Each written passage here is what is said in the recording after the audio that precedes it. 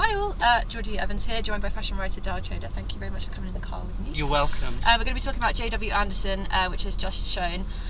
Really interesting. We were saying before the camera started that something about J.W. where it's just kind of not plateaued, but it's just at a level of consistently good. Not necessarily making the new wheel, but always interesting, always wonderful to talk to JW afterwards, and always an amazing soundtrack.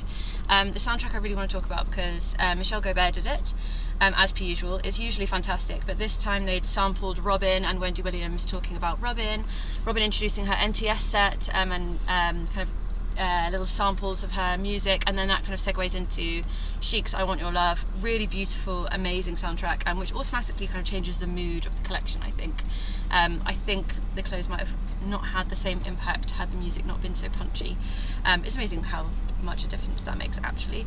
So JW was kind of looking at taking things apart, DIY aesthetics, slicing in at the sides, all these different layers, kind of reappropriating different items. So tuxedos just turned into scarves, kind of the lapels draping down the end, lots of tassels on the end of those, as if a tired blazer was coming away, and then that slashing on the side. JW was talking about you know, those funny moments you do when you slice band t-shirts back in the day to make them your own and kind of whack a few beads on them, and this was much more a refined version of that, much more refined version of that. But often when you have a DIY aesthetic, you have kind of frayed edges or exposed hems, and this was very much about that finishing process. So yes, you're DIYing something, yes, you're slicing in at the sides, yes, you've got exposed shoulders with buttoned sleeves, so it's all, again, that kind of do it yourself, create your own look, so you can have it full or exposed, but doing it in a really refined, really polished way, so everything had this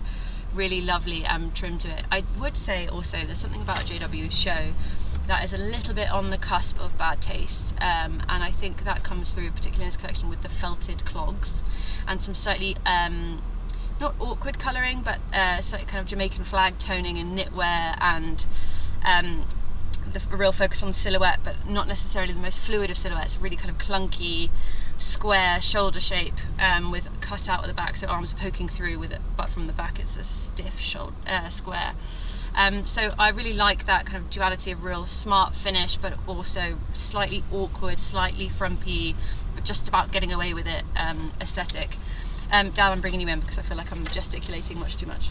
I mean, you say frumpy. I didn't find it frumpy. I actually thought there was a really elegant line to the last pieces you were talking about, which were like trench coats that had slashes instead of sleeves. Yeah.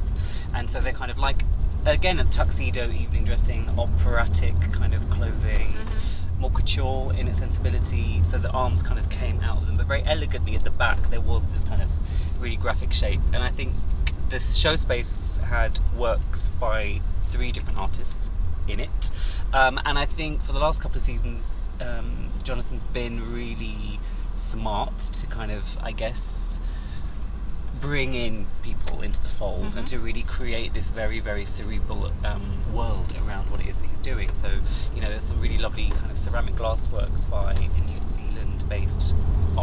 Zealand-born artist called Kate Newby, and there were some other pieces too, and they kind of added this sense of, I guess, texture and layer and bricolage that I think J-Dubs is really well known for.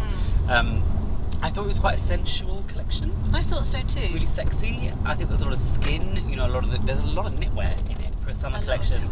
But that knitwear is kind of given room for the body to breathe because it's kind of cut open and slashed. Chests.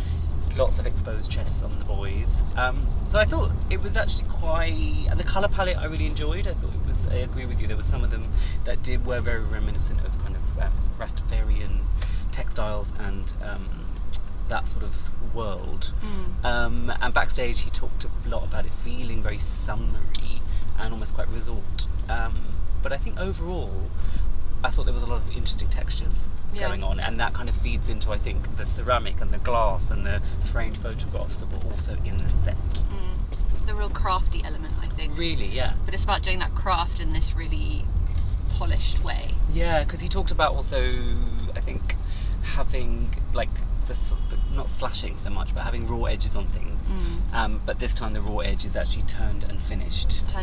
Yeah. So it is a raw edge in a sense because it is a kind of interruption of a line, but actually it's been finished in a way that is very, very purposeful, and in this case, I think very, very sexy. Yeah, very sexy. And this odd kind of overtly sexy, if that makes sense. Yeah. You kind of want to touch them, but you're not quite sure if it's the fabrications, if it's the model, what's going on. You want to touch the clothes? I want to touch the clothes, right, not the models. okay, sorry. fine. There you go. Get my mind out the gutter.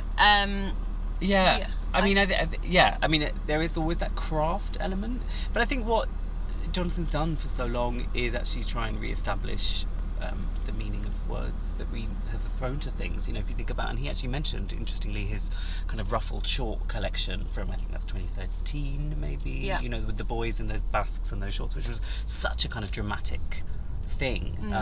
And I think a lot of people were super confused by it back then. But now, if you look at what a lot of menswear designers in particular in London were showing during London Fashion Week men's, there's a lot of that going on now, and I think what he's done is kind of go back to some of those more traditional ideas of masculinity and femininity, but he's kind of looking at that in between. So a lot of the tuxedo dressing, which traditionally has a lot of kind of, I guess, satin and fringing and those things that we normally associate with women's wear, he's kind of made that more masculine, but also given it still this kind of feminine fluidity.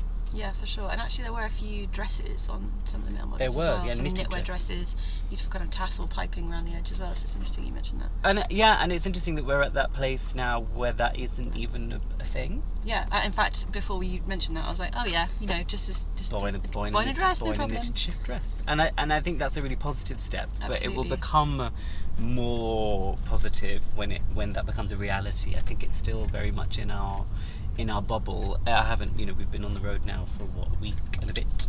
I haven't seen many men in dresses at the shows, or wearing what we would traditionally consider dresses. So I'm interested to know how long it's going to take for that to kind of actually permeate into and onto the streets. Me too.